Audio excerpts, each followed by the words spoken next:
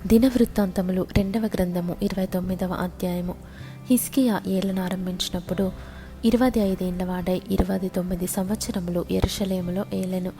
అతని తల్లి జకర్యా కుమార్తె, ఆమె పేరు అబీయా. అతడు తన పితరుడగు దావీదు చర్య అంతటి ప్రకారము యెహోవా దృష్టికి యథార్థముగా ప్రవర్తించెను.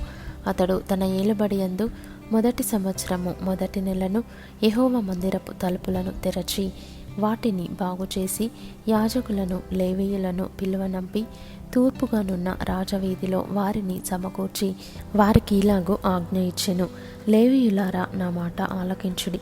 ఇప్పుడు మిమ్మును మీరు ప్రతిష్ఠించుకొని మీ పితరుల దేవుడైన యెహోవా మందిరమును ప్రతిష్ఠించి పరిశుద్ధ స్థలముల నుండి నిషిద్ధ వస్తువులనన్నిటినీ బయటకి కొనిపోవుడి. మన పితరులు ద్రోహులై మన దేవుడైన యెహోవా దృష్టికి చెడు నడతలు నడచి ఆయనను విసర్జించి ఆయన నివాసమునకు పెడముఖము పెట్టుకొని దానిని అలక్ష్యము చేసిరి. మరియు వారు మంటపము యొక్క ద్వారములను మూసివేసి దీపములను ఆర్పివేసి పరిశుద్ధ స్థలమందు ఇశ్రాయేలీయులు దేవునికి ధూపము వేయకయు దహన బలులను అర్పింపకయు ఉండిరి. అందుచేత యెహోవా యూదా వారి మీదను యెరూషలేము కాపురస్తుల మీదను కోపించి మీరు కన్నులారా చూచున్నట్లుగా వారిని ఆయన భీతికిని విస్మయమునకును నిందకును ఆస్పదముగా చేసెను. కాబట్టి మన తండ్రులు కత్తి చేత పడిరి, మన కుమారులను కుమార్తెలను భార్యలను చెరలోనికి కొనిపోబడిరి. ఇప్పుడు మన మీదనున్న ఇశ్రాయేలీయుల దేవుడైన యెహోవా మహోగ్రత చల్లారునట్లు ఆయనతో మనము నిబంధన చేయవలెనని నా మనస్సులో అభిలాష పుట్టెను. నా కుమారులారా, తనకు పరిచారకులయుండి ధూపము వేయుచుండుటకును తన సన్నిధిని నిలుచుటకును తనకు పరిచర్య చేయుటకును యెహోవా మిమ్మును ఏర్పరచుకొనెను గనుక మీరు అశ్రద్ధ చేయకుడి.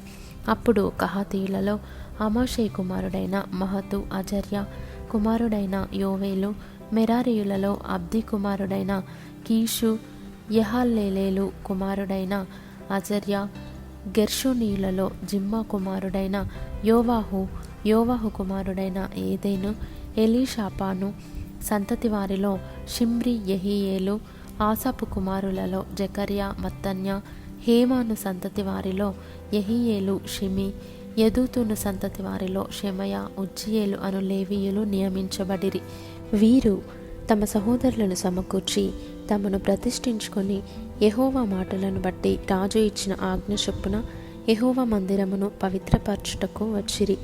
పవిత్రపరచుటకై యాజకులు యెహోవా మందిరపు లోపలి భాగమునకు పోయి యెహోవా మందిరములో తమకు కనబడిన నిషిద్ధ వస్తువులన్నిటినీ యెహోవా మందిరపు ఆవరణంలోనికి తీసుకొని రాగా లేవీయులు వాటిని ఎత్తి కిద్రోను వాగులో పారవేసిరి. మొదటి నెల మొదటి దినమున వారు ప్రతిష్ఠ చేయనారంభించి ఆ నెల 8వ దినమున యెహోవా మంటపమునకు వచ్చిరి. ఈ ప్రకారము వారు 8 దినములు యెహోవా మందిరమును ప్రతిష్ఠించుచు మొదటి నెల 16వ దినమున సమాప్తి చేసిరి. అప్పుడు వారు రాజైన హిజ్కియా యొద్దకు పోయి, మేము యెహోవా మందిరమంతటిని, దహన బలిపీఠమును, ఉపకరణములన్నిటినీ, సన్నిధి రొట్టెలుంచు బల్లను పవిత్రపరచి ఉన్నాము. మరియు రాజైన ఆహాజు ఏలిన కాలమున అతడు ద్రోహము చేసి పారవేసిన ఉపకరణములన్నిటినీ మేము సిద్ధపరిచి ప్రతిష్ఠించి ఉన్నాము. అవి యెహోవా బలిపీఠం ఎదుట ఉన్నవని చెప్పిరి. అప్పుడు రాజైన హిజ్కియా పెందలకడ లేచి పట్టణపు అధికారులను సమకూర్చుకొని యెహోవా మందిరమునకు పోయెను. రాజ్యము కొరకును పరిశుద్ధ స్థలము కొరకును యూదావారి కొరకును పాప పరిహారార్థ బలి చేయుటకై 7 కోడెలను 7 పొట్టేళ్లను 7 గొర్రెపిల్లలను 7 మేకపోతులను వారు తెచ్చి ఉంచిరి గనుక అతడు యెహోవా బలిపీఠము మీద వాటిని అర్పించునని అహరోను సంతతి వారకు యాజకులకు ఆజ్ఞాపించెను. పరిచారకులు ఆ కోడెలను వధించినప్పుడు యాజకులు వాటి రక్తమును తీసుకొని బలిపీఠము మీద ప్రోక్షించిరి. ఆ ప్రకారము వారు పొట్టేళ్లను వధించినప్పుడు యాజకులు ఆ రక్తమును బలిపీఠము మీద ప్రోక్షించిరి. వారు గొర్రె పిల్లలను వధించినప్పుడు ఆ రక్తమును బలిపీఠము మీద ప్రోక్షించిరి. పాప పరిహారార్థ బలికై రాజు ఎదుటికిని సమాజము ఎదుటికిని మేకపోతులను తీసుకొని రాగా వారు తమ చేతులను వాటి మీద ఉంచిన తరువాత యాజకులు వాటిని వధించి ఇశ్రాయేలీయులందరి కొరకు దహన బలియు పాప పరిహారార్థ బలియు అర్పింపవలెనని రాజు ఆజ్ఞాపించి ఉండెను గనుక ఇశ్రాయేలీయులందరి నిమిత్తము ప్రాయశ్చిత్తము చేయుటకై బలిపీఠము మీద వాటి రక్తమును పోసి పాప పరిహారార్థ బలి అర్పించిరి. మరియు దావీదు రాజుకు దీర్ఘదర్శి అయిన గాదును ప్రవక్త అయిన నాతానును చేసిన నిర్ణయము చొప్పున యెహోవా మందిరములో తాళములను, స్వరమండలములను, సితారాలను వాయించుటకై అతడు లేవీయులను ఏర్పాటు చేసెను. అలాగు జరగవలెనని యెహోవా తన ప్రవక్తల ద్వారా ఆజ్ఞాపించి ఉండెను. దావీదు చేయించిన వాద్యములను వాయించుటకు లేవీయులను, బూరలు ఊదుటకు యాజకులను నియమింపబడిరి. బలిపీఠము మీద దహన బలులను అర్పించడని హిజ్కియా ఆజ్ఞాపించెను. దహన బలి అర్పణ ఆరంభమగొట్టతోనే, బూరలు ఊదుటతోనూ, ఇశ్రాయేలు రాజైన దావీదు చేయించిన వాద్యములను వాయించుటతోనూ యెహోవాకు స్తుతిగానము ఆరంభమాయెను. అంతసేపును సర్వసమాజము ఆరాధించుచుండెను. గాయకులు పాడుచుండిరి, బూరలు ఊదువారు నాదము చేయుచుండిరి. దహన బలి అర్పణ సమాప్తమగు వరకు ఇది అంతయు జరుగుచుండెను. వారు అర్పించుట ముగించిన తరువాత రాజును అతనితో కూడనున్న వారందరూ తమ తలలు వంచి ఆరాధించిరి. దావీదును దీర్ఘదర్శియగు ఆసాపును రచించిన శ్లోకములను ఎత్తి యెహోవాను స్తుతించుడని రాజైన హిజ్కియాయును అధిపతులను లేవీయులకు ఆజ్ఞాపింపగా వారు సంతోషముతో స్తోత్రములు పాడి తల వంచి ఆరాధించిరి.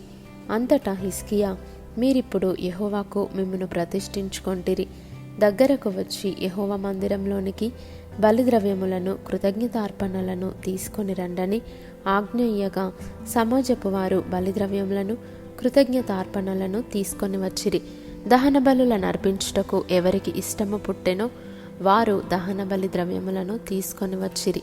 సమాజపు వారు తీసుకొని వచ్చిన దహన బలి పశువులెన్ని అనగా 70 కోడెలను, 100 పొట్టేళ్లను, 200 గొర్రె పిల్లలను. ఇవి అన్నియు యెహోవాకు దహన బలులుగా తేబడెను. ప్రతిష్ఠింపబడినవి 600 ఎద్దులను, 3000 గొర్రెలను. యాజకులు కొద్దిగా ఉన్నందున వారు ఆ దహన బలి పశువులన్నిటినీ ఒలవలేకపోగా పని సంపూర్ణమగు వరకు కడమ యాజకులు తమ్మును ప్రతిష్ఠించుకొని వరకు వారి సహోదరులగు లేవీయులు వారికి సహాయము చేసిరి. తమ్మును ప్రతిష్ఠించుకొంటయందు యాజకుల కంటే లేవీయులు యథార్థ హృదయులై ఉండిరి. సమాధాన బలి పశువుల క్రొవ్వును, దహన బలి పశువులను, దహన బలులకు ఏర్పడిన పానార్పణలను సమృద్ధిగా ఉండెను. ఈలాగున యెహోవా మందిర సేవ క్రమముగా జరిగెను.